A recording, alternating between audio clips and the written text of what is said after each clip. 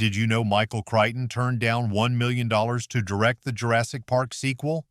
Before he created dinosaur theme parks and robot cowboys, this Harvard-trained doctor was redefining sci-fi cinema with his terrifyingly plausible what-ifs.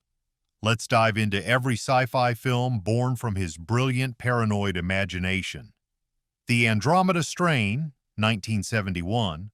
Hollywood had never seen anything like the Andromeda Strain when it crashed into theaters in 1971. Based on Crichton's breakthrough 1969 novel, it followed a team of scientists racing to contain an extraterrestrial microorganism with the power to turn human blood into powder. Not exactly light weekend entertainment. Universal Pictures snatched up the rights for a whopping $250,000 before the book even hit shelves. Director Robert Wise, fresh off The Sound of Music, ditched musical numbers for microscopes and transformed Crichton's clinical prose into nail-biting cinema. The film broke serious ground with its representation, too. Screenwriter Nelson Giddings suggested turning Dr. Peter Levitt into Dr. Ruth Levitt. When Wise hesitated, actual scientists told him female researchers would be commonplace by the 70s. Kate Reid was cast and ended up delivering what Wise later called the film's most interesting character. Visually, the Andromeda Strain was pure innovation. Douglas Trumbull, the effects wizard behind 2001, A Space Odyssey, created simulated electron microscope imagery and a jaw-dropping 3D map of the underground wildfire lab. Critics praised its scientific accuracy, and audiences made it the 16th highest-grossing film of 1971, despite its lack of aliens, spaceships, or laser battles. Westworld, 1973. Before HBO's prestige series had Anthony Hopkins philosophizing about robot consciousness, Westworld began as a lean, mean sci-fi thriller that marked Michael Crichton's directorial debut. The premise was irresistible. Wealthy guests live out their fantasies in an adult theme park populated by lifelike robots, until a malfunction turns the machines murderous.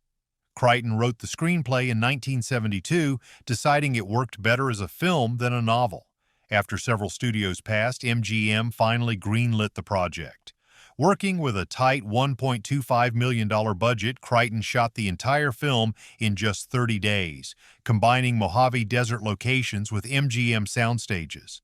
The film's most iconic element was undoubtedly Yul Brynner's relentless gunslinger, a role he accepted for $75,000 and modeled after his character from The Magnificent Seven.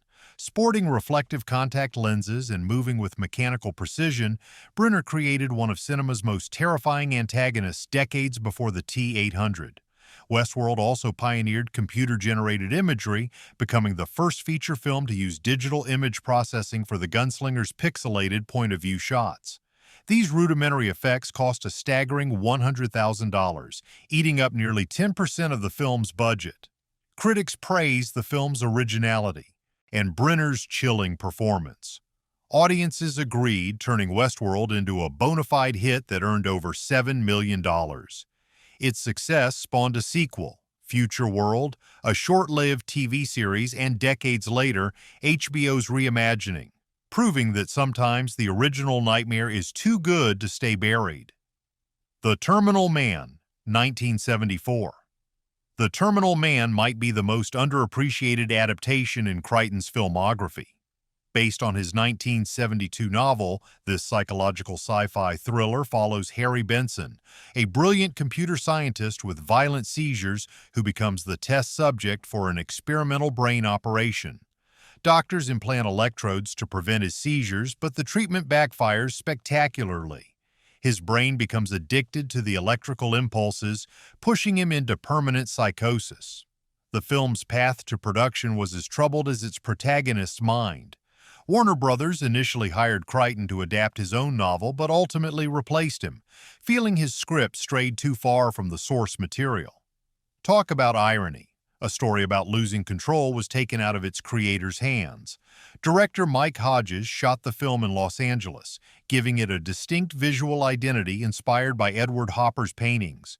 The stark, lonely urban landscapes perfectly mirrored the protagonist's isolation. George Siegel, primarily known for comedic roles, was cast against type as the deteriorating Benson, delivering a performance that gradually unravels on screen. Despite its innovative premise and striking visuals, The Terminal Man struggled at the American box office, receiving only limited distribution. However, it found unlikely champions in cinema's elite. Stanley Kubrick praised the film, and Terrence Malick wrote to Hodges calling it magnificent and one of the most extraordinary films I've seen. Today, it stands as a haunting exploration of technology's control over humanity, decades before Black Mirror would mine similar territory. Looker, 1981. Looker feels like it was beamed in from an alternate 1980s where Michael Crichton went full cyberpunk. Written and directed by the doctor-turned-novelist-turned-filmmaker, this slick techno-thriller follows a Beverly Hills plastic surgeon who uncovers a conspiracy involving murdered models, mind control, and digital doppelgangers. The film was eerily prophetic, tackling digital body manipulation and virtual humans decades before CGI influencers and deepfakes entered our vocabulary. Crichton essentially predicted our current image-obsessed, digitally manipulated media landscape while people were still using rotary phones. Albert Finney stars as Dr. Larry Roberts, investigating why his perfectly sculpted patients are being murdered after achieving mathematical perfection. The trail leads to Digital Matrix, a company creating flawless computer-generated models for advertising, eliminating the need for temperamental human ones. Despite its modest special effects budget, Looker made cinema history twice over. It featured the first computer-generated human body in a commercial film and pioneered 3D shading techniques months before Tron would get all the credit.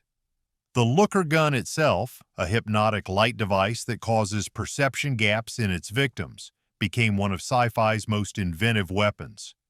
Critics dismissed the film as glossy but shallow, and audiences largely stayed away. Looker earned just $3.3 million against its $12 million budget. Yet its themes have aged like fine wine, making it a fascinating artifact of early 80s tech anxiety and a testament to Crichton's uncanny ability to see around digital corners before anyone else. Runaway, 1984. Runaway might be the most 80s movie Michael Crichton ever made, and that's saying something.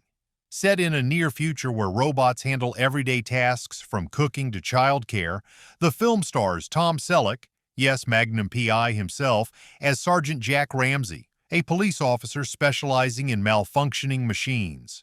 When domestic robots start going haywire and killing their owners, Ramsey uncovers a sinister plot by criminal mastermind Luther, played with scene-chewing glee by KISS frontman Gene Simmons. Crichton wrote and directed this peculiar genre mashup, blending police procedural with high-tech thriller elements. The film features an arsenal of sci-fi gadgets including heat-seeking bullets that chase their targets around corners and robot spiders that inject acid, all realized through practical effects that still hold up surprisingly well. During production, Crichton deliberately kept the timeline vague, saying it was set about a year ahead and focused on exploring the difference between people and machines without veering into dystopian territory. The result was a uniquely optimistic tech noir that showed robots as tools rather than existential threats. Despite its imaginative premise and Selleck's star power, Runaway was crushed at the box office by bigger sci-fi competitors. Released in December 1984, it went head-to-head with The Terminator and Star Trek III, earning just $6.8 million against its $8 million budget. Critics were equally unimpressed, with Roger Ebert giving it a measly 2 stars. Still, the film has developed a cult following for its retro-futuristic charm and those killer robot spiders that would give arachnophobes nightmares for decades. Jurassic Park, 1993. Jurassic Park didn't just change dinosaur movies, it rewrote the entire Hollywood blockbuster rulebook. After a string of sci-fi films with varying success, Crichton finally scored the monster hit everyone knew he had in him. The film adaptation of his 1990 novel about genetically resurrected dinosaurs running amok in a theme park became a global phenomenon that forever altered visual effects, sound design, and merchandise sales. The road to Isla Nublar was paved with Hollywood heavyweights fighting for control. Warner Brothers, Tim Burton, James Cameron, and Richard Donner all expressed interest before Universal secured the rights and Steven Spielberg signed on. Crichton himself was paid $500,000 to adapt his own novel, plus a hefty $1 million fee as executive producer. Filming commenced in August 1992 on the Hawaiian island of Kauai, with production briefly interrupted when Hurricane Iniki struck. Some rain scenes in the film were actually shot during the storm, Mother Nature providing free production value. The real revolution happened in post-production. Spielberg initially planned to use go-motion animation for the dinosaurs, but was persuaded to attempt groundbreaking CGI after seeing test footage. The result was a seamless blend of animatronics and digital effects that convinced audiences these prehistoric creatures were truly alive. Upon release, Jurassic Park devoured the box office, earning $914 million worldwide and becoming the highest-grossing film ever made, until Titanic sailed by in 1997. It won 3 Academy Awards for its technical achievements and spawned 5 sequels, a theme park ride, and enough merchandise to fill several prehistoric tar pits. The Lost World, Jurassic Park, 1997. The Lost World, Jurassic Park is the sequel that almost wasn't. After the mammoth success of the first film, Spielberg pressured Crichton to write a follow-up novel despite the author insisting the story was complete. Crichton eventually relented, publishing The Lost World in 1995, but the film adaptation would retain only skeletal elements of his book. Screenwriter David Koepp took significant liberties with the source material, keeping the basic premise of a second dinosaur island but drastically reworking the plot. In fact, Spielberg himself admitted, "I'll tell you the difference between me and Michael. In his book, the dinosaurs eat a lot of people. In my movie, the dinosaurs eat a lot of lawyers. Michael's approach was more brutal than mine."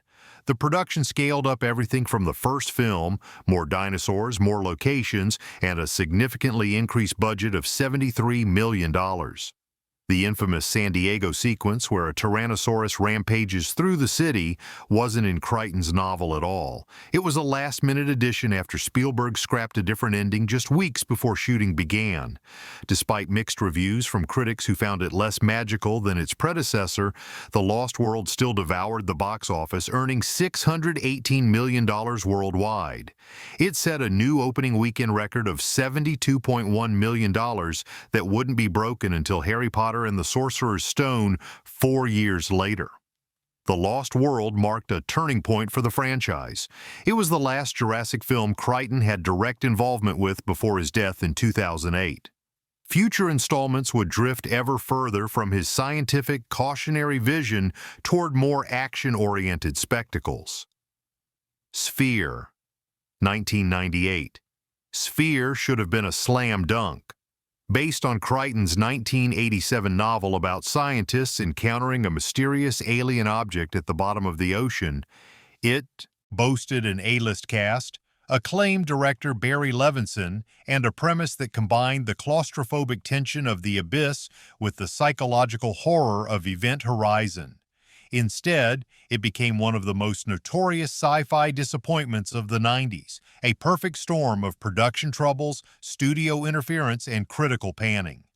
Originally budgeted at $80 million, Sphere was plagued by costly underwater filming complications and special effects challenges.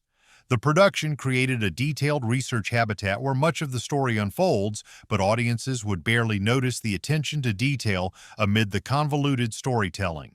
Warner Brothers initially planned a Christmas 1997 release to position Sphere as a prestige title, but after disastrous test screenings, they pushed it to February 1998, the traditional dumping ground for film studios have lost faith in. The marketing campaign did the film no favors either, selling it as an action-packed thriller when it was actually a slow-burn psychological study. Critics eviscerated Sphere upon release, with the Washington Post calling it 20,000 Leagues Under the Dome. Audiences were equally unimpressed, and the film earned just $73 million worldwide against its bloated budget, making it a significant financial failure. Perhaps most painfully, Crichton was actively involved in the adaptation, serving as a producer, but the final product barely resembled his intricate novel. Today, Sphere stands as a fascinating case study in how a promising project with elite talent can still implode spectacularly. Timeline, 2003. Timeline wasn't just a box office bomb, it was the cinematic equivalent of a medieval catapult misfiring directly into its own castle. Based on Crichton's 1999 novel about archaeology students who travel back to 14th century France to rescue their professor, the film represents perhaps the most catastrophic adaptation of his work. The warning signs appeared early. Timeline went through development hell, with Richard Donner replacing original director Shekhar Kapoor. The script was rewritten multiple times, stripping away much of the novel's scientific foundation for more action sequences. By the time cameras rolled, Crichton's meticulously researched time travel mechanism had been reduced to vague technobabble about quantum foam. Despite an $80 million budget, Timeline looked remarkably cheap. The medieval battle scenes featured real medieval reenactors as extras, but even authentic chainmail couldn't save the film's unconvincing historical setting. Paul Walker, fresh off Too Fast, Too Furious, seemed perpetually confused as the lead, while Gerard Butler, still years away from 300 fame, was one of the few bright spots. The film's troubles continued in post-production. Legendary composer Jerry Goldsmith completed what would be his final score before his death in 2004, only for the studio to replace it with Brian Tyler's music after a disastrous test screening demanded re-edits. Critics savaged Timeline upon release, with Roger Ebert calling it an actively bad film that insults your intelligence every step of the way. Audiences stayed away in droves, and the film earned just $44 million worldwide against that $80 million budget. Crichton himself disowned the adaptation, and Timeline effectively ended the viability of his non-Jurassic properties in Hollywood until long after his death. Congo, 1995. While not strictly written by Crichton for the screen, Congo deserves an honorable mention as one of the wildest adaptations of his work. Based on his 1980 novel, this bonkers adventure follows an expedition into the African jungle searching for rare diamonds, only to encounter murderous gray gorillas guarding the ruins of a lost city. The film took 15 years to reach screens after Crichton sold the rights to 20th Century Fox in 1979. The project bounced between studios until producer Kathleen Kennedy finally pushed it into production at Paramount, with Frank Marshall directing. By this point, Crichton had minimal involvement, perhaps wisely. Congo embraced a level of campiness that would make even the Sharknado franchise blush. The film featured Laura Linney firing a laser gun at apes while shouting, "Stop eating my sesame cake." A gorilla named Amy, who communicated through sign language and drank martinis, and Tim Curry hamming it up with an inexplicable Romanian accent as a diamond-obsessed philanthropist.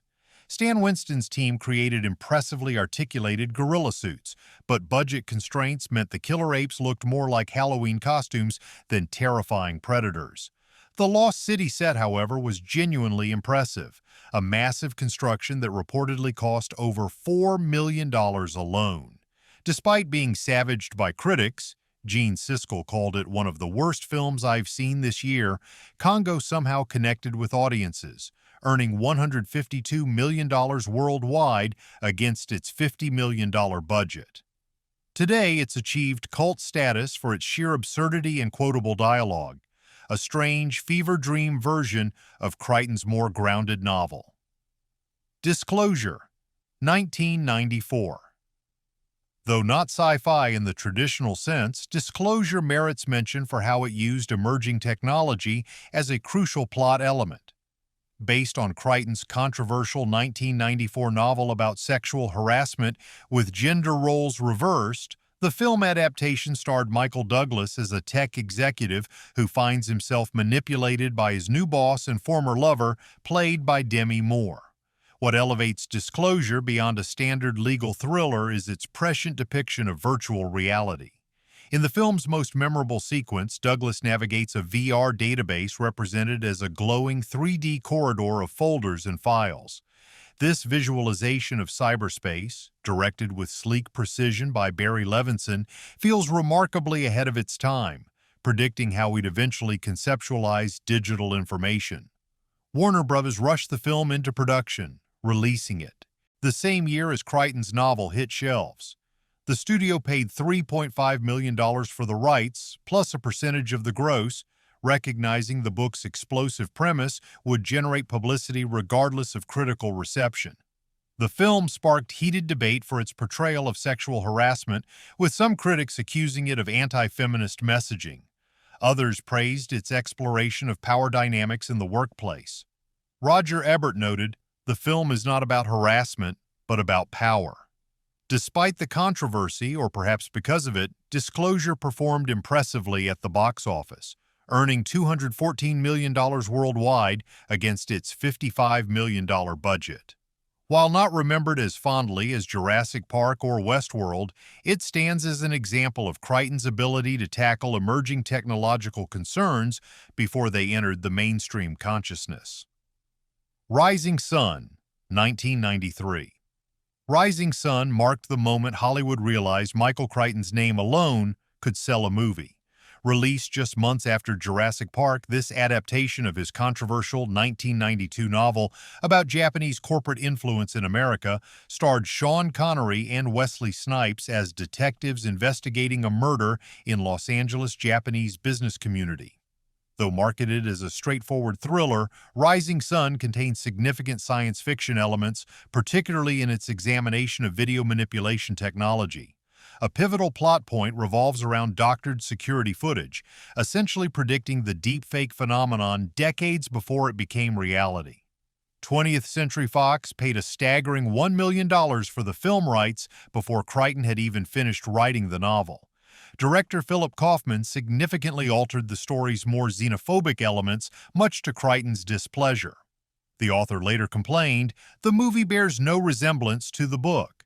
It's about foreign investment in high-tech industries, and the movie's about nothing." The film's production became a cultural flashpoint. Japanese-American groups protested what they viewed as stereotypical portrayals, while others criticized the casting of white actor Harvey Keitel as a Japanese-American police officer. These controversies overshadowed what was actually a sophisticated examination of media manipulation and cultural tensions. Despite mixed reviews, Rising Sun performed respectably at the box office, earning $107 million worldwide. The film's lasting legacy lies in its early examination of digital image manipulation as a tool for deception, a theme that has only grown more relevant in our era of fake news and algorithmically altered reality. Coma, 1978. While Michael Crichton is primarily remembered for writing and directing sci-fi, he also adapted others' work for the screen. Coma, based on Robin Cook's 1977 medical thriller, allowed Crichton to return to his roots as a Harvard-trained physician while exploring the ethics of medical technology. The film follows Dr. Susan Wheeler, Genevieve Bujold, as she investigates why healthy patients at her hospital are mysteriously slipping into comas during routine surgeries. Her search uncovers a horrifying conspiracy involving organ harvesting and human trafficking, with patients kept alive as living donors in a macabre facility where bodies hang suspended by wires like human marionettes. Crichton's medical background lent authenticity to the film's clinical settings and procedures. He meticulously recreated hospital environments and surgical techniques, making the horrors depicted all the more plausible. The Jefferson Institute, where comatose patients are stored, remains one of cinema's most disturbing sci-fi locations, a sterile warehouse of living bodies that feels eerily prophetic of today's bioethical debates. Upon release, Coma generated significant controversy for its portrayal of the medical establishment as corrupt and profit-driven. The American Medical Association criticized the film, while others praised its willingness to confront healthcare's darker possibilities. The New York Times called it a suspenseful, readable film that toys in a serious way with some serious contemporary fears. The film performed well commercially, earning $40 million on a $4 million budget, and established Crichton as a filmmaker who could translate complex medical science into accessible, thought-provoking entertainment. Though not based on his own writing, Coma perfectly exemplifies Crichton's career-long fascination with technology's potential for both advancement and abuse. Extreme Close-Up, 1973. Few fans realize that between Westworld and The Terminal Man, Crichton directed a little-known sci-fi thriller called Extreme Close-Up. This forgotten entry in his filmography explored surveillance technology years before it became a mainstream concern. The film follows a brilliant but socially awkward electronics expert who develops advanced camera equipment to spy on his attractive neighbors. As his voyeuristic obsession grows, the line between observer and stalker blurs, raising questions about privacy in an increasingly monitored world. Crichton wrote the screenplay with his then-wife Kathleen, drawing on emerging technologies that would eventually become commonplace. The protagonist's miniature cameras and recording equipment seemed far-fetched in 1973, but predicted our current reality of ubiquitous surveillance and privacy concerns. The film was barely released theatrically, making it perhaps the most obscure entry in Crichton's catalog. Critics who actually saw it noted its technical proficiency, but criticized its exploitative elements. Variety called it a slick, cynical exercise in voyeurism masquerading as a cautionary tale. Despite its limited impact, Extreme Close-Up demonstrates Crichton's consistent interest in how technology transforms human behavior, often for the worse. The film's themes would reappear throughout his career, from Looker's digital manipulation to Disclosure's data surveillance. Today, Extreme Close-Up exists primarily as a curiosity for Crichton completists, but its central concern, the erosion of privacy through technology, feels more relevant than ever in our age of smartphones, Ring doorbells, and constant digital monitoring. Pursuit, 1972. Before Crichton became a household name, he directed this made-for-TV sci-fi thriller under the pseudonym John Lang. Based on his 1972 novel Binary, Pursuit follows government agent Stephen Graves as he races to stop a brilliant but unhinged scientist from releasing deadly nerve gas during a political convention.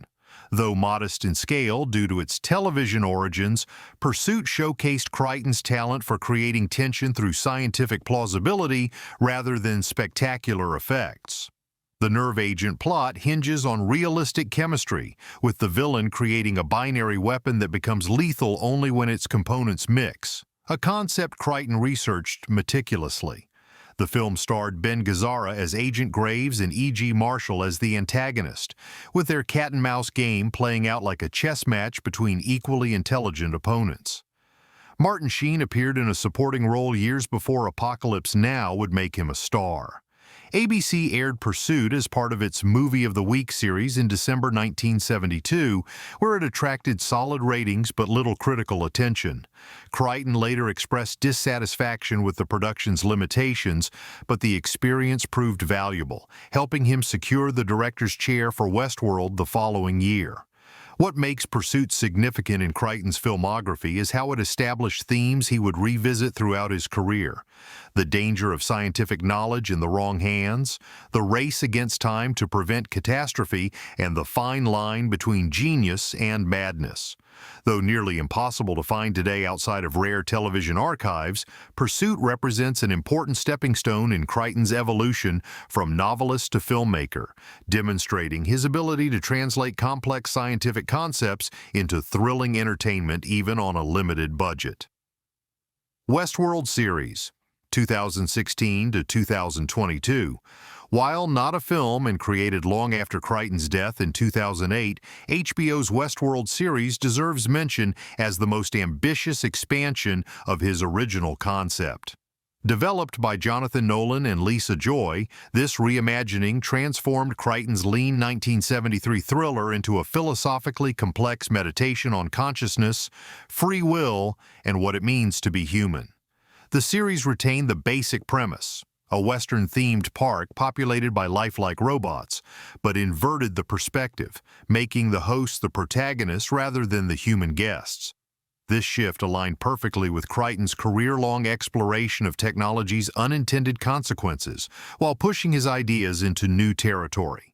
HBO spared no expense, with the first season alone costing a reported $100 million. The casting was equally ambitious, featuring Anthony Hopkins as the park's enigmatic creator, with Evan Rachel Wood, Thandie Newton, and Jeffrey Wright bringing emotional depth to the artificial hosts.